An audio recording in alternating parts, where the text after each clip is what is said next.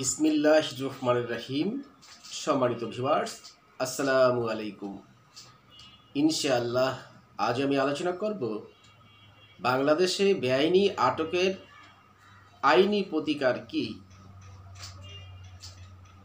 গণপ্রজাতন্ত্রী বাংলাদেশের সংবিধান বাংলাদেশের সর্বোচ্চ আইন। এ সংবিধানের ৩য় ভাগে ২৭ অনুচ্ছেদে বলা হয়েছে, সকল নাগরিক আইনের দৃষ্টিতে সমান এবং আইনের সমান আশ্রয় লাভের অধিকারী। আর ৩২ অনুচ্ছেদে বলা হয়েছে, আইন অনুযায়ী ব্যতীত জীবন ও ব্যক্তির স্বাধীনতা হতে কোনো ব্যক্তিকে বঞ্চিত করা যাবে না।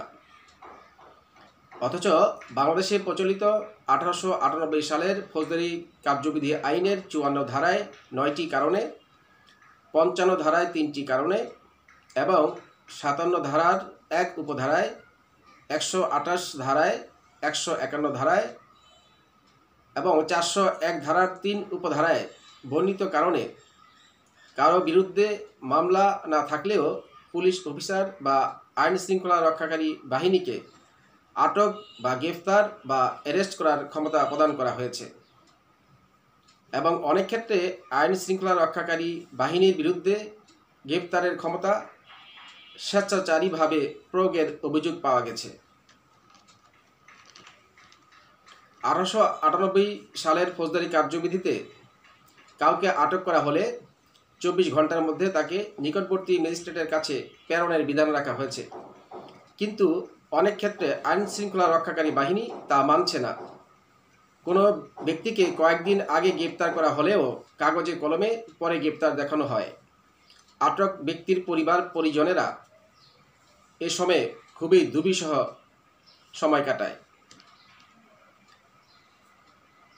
দেশের সর্বোচ্চ আদালত বাংলাদেশ সুপ্রিম কোর্ট আইন শৃঙ্খলা রক্ষাকারী বাহিনীর এই ধরনের ক্ষমতার অপব্যবহার রোধ করার জন্য গাইডলাইন দিয়েছেন, যা আইন প্রয়োগকারী সংস্থা ও অধস্তন সকল আদালতের জন্য মেনে চলার বাধ্যবাধকতা রয়েছে। কারণ পুলিশ বা আইন শৃঙ্খলা রক্ষাকারী বাহিনীকে ওয়ারেন্ট ছাড়া আটকের যে ক্ষমতা দেওয়া হয়েছে তা বাংলাদেশ সংবিধানের ৩য় অধ্যায়ে বর্ণিত মৌলিক অধিকার সংক্রান্ত বিধানগুলোর পরিপন্থী। প্রশ্ন হল, বেআইনিভাবে আটক করা হলে করণীয় কি? কাউকে বেআইনিভাবে আটক করা হলে প্রথমত সংশ্লিষ্ট নিকটবর্তী থানায় সাধারণ ডায়েরি বা জিডি করা যেতে পারে। দ্বিতীয়ত মেট্রোপলিটন ম্যাজিস্ট্রেট বা প্রথম শ্রেণীর ম্যাজিস্ট্রেট বা নির্বাহী ম্যাজিস্ট্রেটের আদালতে মামলা করা যেতে পারে। আদালতে মামলা করা হলে বিজ্ঞ আদালত ফৌজদারি কার্যবিধির ১০০ ধারার বিধান অনুযায়ী আটক ব্যক্তিকে উদ্ধারের জন্য সার্চ ওয়ারেন্ট বা তল্লাশি পরোয়ানা জারি করতে পারেন। ফৌজদারি কার্যবিধির ১০০ ধারায় বলা হয়েছে, কেউ যদি কোনো ব্যক্তিকে বেআইনিভাবে আটক রাখেন তাহলে তিনি বা যারা আটক রেখেছেন নিশ্চিত জানা যাবে তার বা তাদের বিরুদ্ধে এই তল্লাশি পরোয়ানা মামলা করা যাবে। বেআইনিভাবে আটককৃত ব্যক্তিকে উদ্ধারের নিমিত্তে ফৌজদারি কার্যবিধিতে এই বিধান রাখা হয়েছে। তৃতীয়ত, বেআইনিভাবে আটক ব্যক্তিকে উদ্ধারের জন্য বাংলাদেশ সুপ্রিম কোর্টের হাইকোর্ট বিভাগে হেবিয়াস কর্পাস রিট করা যেতে পারে।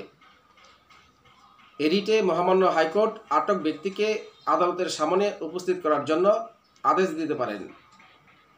সাধারণত আইন শৃঙ্খলা রক্ষাকারী বাহিনী বেআইনিভাবে কাউকে আটক করলে এবং তার সন্ধান পাওয়া না গেলে রিট অফ হেবিয়াস কর্পাস করা হলে প্রতিকার পাওয়া যায়।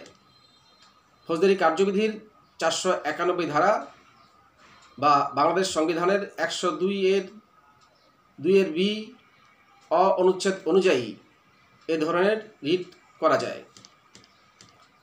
সম্মানিত ভিউয়ার্স, গণপ্রজাতন্ত্রী বাংলাদেশের সংবিধান অনুযায়ী স্বাধীন দেশের নাগরিক হিসেবে সবাই মুক্ত এবং স্বাধীন জীবনযাপনের অধিকারী।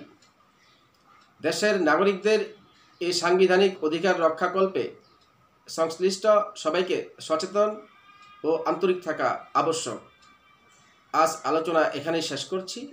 আপনারা সবাই ভালো থাকুন, সুস্থ থাকুন, নিরাপদে থাকুন। আল্লাহ হাফেজ।